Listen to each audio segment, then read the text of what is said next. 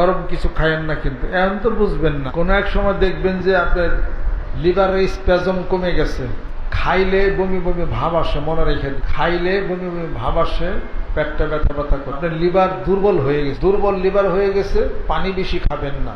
দুর্বল লিভারে পানি বেশি খাওয়া, পানি পরিমিত খাবেন, পেঁপের তরকারি খাবেন, হাঁটা চলাফেরা নিষেধ, রোদ্রে যাবেন না, শুধু ভিটামিন বি কমপ্লেক্স চলবে। আপনি পেটে দুর্বল হয়ে গেছে, আপনার মাল্টিভিটামিন খাবেন না, ভিটামিন বি কমপ্লেক্স খাবেন, পেট শক্ত করবে। মাল্টিভিটামিন খেলে পেট আরো দুর্বল করবে, এটা হলো নিয়ম।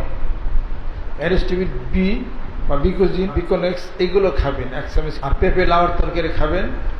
1 কাপ পানির মধ্যে একটা পেঁপের একটু 20 ফোঁটা কষ পড়বে, 1 কাপ পানির মধ্যে 20 ফোঁটা কষ পড়বে। ওই পানিটা বাসি পেটে খেয়ে ফেলবেন। পেটের যত গাছ আছে সব। এরপরে বিলুরবিন, অ্যালকাইন ফসফেট এগুলোর পরীক্ষা করে নিন কি অবস্থা, এসজিপিটির কি অবস্থা, এসডিএল, এলডিএলটা হলো খারাপ, আর এসডিএল হাই ডেন্সিটি, এটা হলো এসজিপিটি আছে, এলডিএল আছে, এসডিএল আছে, এগুলো একটু পরীক্ষা করে নেবেন। অ্যালকাইন ফসফেটটা, বিলুরবিনটা পয়েন্টে আপনার আছে। খুব তাড়াতাড়ি সাবধান হন। যারা জন্ডিস হয়, লিভার সিরোসিস হয়, কমপক্ষে 2 বছর আগে থাকবে, সে ঠিক পায় না। 2 বছর আগের এই সিমটম, ওষুধ খেয়ে সারার পরে মনে রাখবেন আরো রয়েছে, কমপক্ষে আরো 1 বছর পরে